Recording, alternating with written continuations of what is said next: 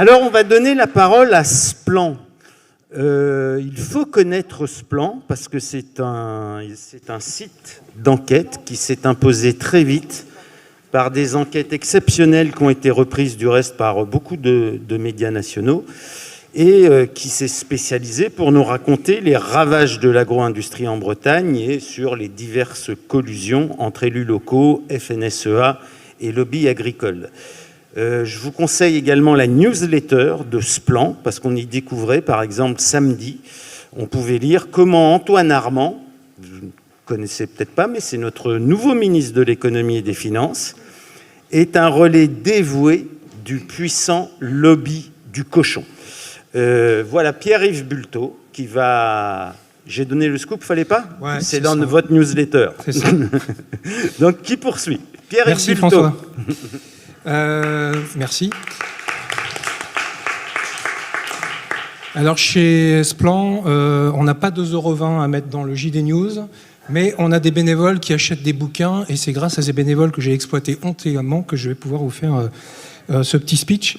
Je suis très heureux de faire partie de cette table ronde des éco-terroristes indépendants, ou plutôt des illusionnistes. Et en fait, les illusionnistes, c'est le titre de cet essai d'Erwan Seznec et Géraldine Vosner, qui sont tous les deux journalistes au point et toutologues à elles toutes seules sur les plateaux d'infos en continu.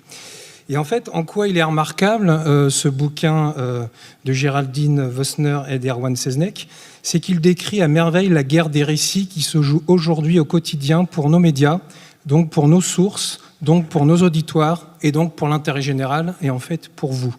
Alors en fait, leur thèse, elle est simple et elle rejoint un peu ce qu'a dit Lou tout à l'heure. Nous serions, les éco-terroristes indés, la courroie de transmission de l'écologie politique, je cite, courant de pensée faisant courir le plus grand risque à notre pays. Alors on va le redire parce qu'elle est quand même formidable. Courant de pensée faisant courir le plus grand risque à notre pays. Et en fait, je bug pas, mais je vous le dis parce qu'il faut que ça rentre.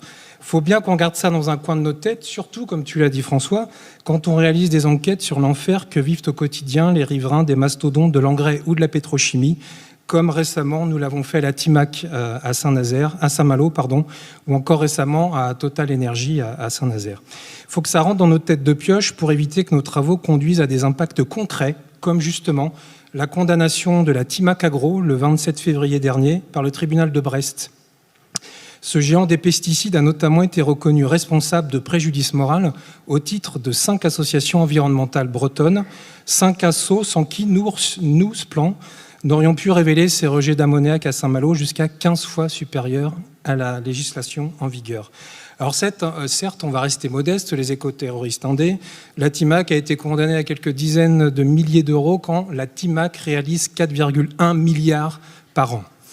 Mais quand même, déjà ça, c'est trop pour le camp d'en face. D'où le regain de virulence dans cette guerre des récits menée à grands coups de baguettes mainstream et de lobby. Et comme il commence à se faire tard, j'ai une petite comptine qu'a déjà commencé à nous raconter François, c'est l'histoire des omnivores. C'est un nom tout mignon derrière lequel se cachent de très vilains petits cochons. Alors comme je n'ai pas le talent d'Hakim, je vais arrêter là les histoires et je vais reprendre mon boulot. Les omnivores, c'est un nom enfantin pour l'un des plus puissants lobbies bretons, le lobby porcin, lobby qui à l'été 2023 a édité une note interne qui dénonce le système Léraud et sa mouvance. Inès Léraud, autrice de la BD des algues vertes, qui est marraine de Splan. Et donc cette note interne dénonce un système Léraud et sa mouvance dont nous ferions partie, ainsi que notre collègue et ami Nicolas Legendre. Alors cette note, elle fait suite à la sortie de son livre enquête, Silence dans les champs, peut-être que certains et certaines l'ont lu, et elle comporte des éléments de langage qui font partie de cette guerre des récits, aussi subtils que Nicolas Legendre mène une croisade personnelle dont le but est la fin de l'agriculture et de la production alimentaire en Bretagne, rien que ça. Alors d'illusionnistes, nous voici les journalistes d'investigation dépeints en croisée. Et ces arguments, ils prêteraient à sourire si cette note interne et ces éléments de langage n'avaient pas rapidement inondé l'ensemble des coopératives bretonnes. Et quand on sait que la plupart des agriculteurs qui acceptent parfois de nous parler une fois l'autorisation de la coopérative bretonne obtenue, on mesure l'étau qui se resserre sur l'investigation et notamment, comme l'a dit Benjamin de Médiacité, sur l'investigation locale. Autre particularité de ce plan, nous sommes au cœur de notre territoire, de nos sources. Et donc cette guerre des récits et cette mise sous pression des champs, elle n'a qu'un but, c'est tarir nos sources à la source et donc tarir l'information pour vous, chers citoyennes et citoyens. Alors ça fonctionne, mais ça renforce aussi et surtout les lanceurs et lanceuses d'alerte dont le courage et la mission de révélation des scandales sanitaires et écologiques est notre premier pied d'appui, nous les journalistes d'investigation.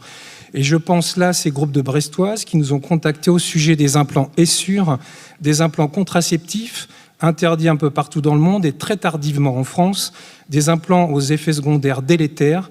Sans ce plan, elles n'auraient pu libérer leurs paroles et donc porter l'affaire en justice. Et sans elles, ce plan n'aurait pu faire ce que nous, journalistes d'investigation, savons faire rimer l'investigation avec scoop, mais aussi avec rééquilibrage des narrations, ce rééquilibrage dont on parle depuis tout à l'heure. Et donc j'en termine là-dessus, François.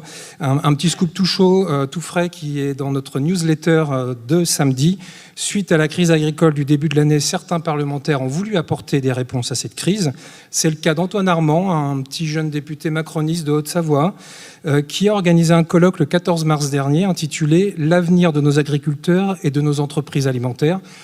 Bon, le scoop, vous l'avez compris, le partenaire de ce colloque, c'était les omnivores. Et voilà comment Armand, le député, aujourd'hui Armand le grand argentier, a offert à l'un des plus puissants lobbies de l'agro-industrie un joli rond de serviette à Bercy. Je vous remercie.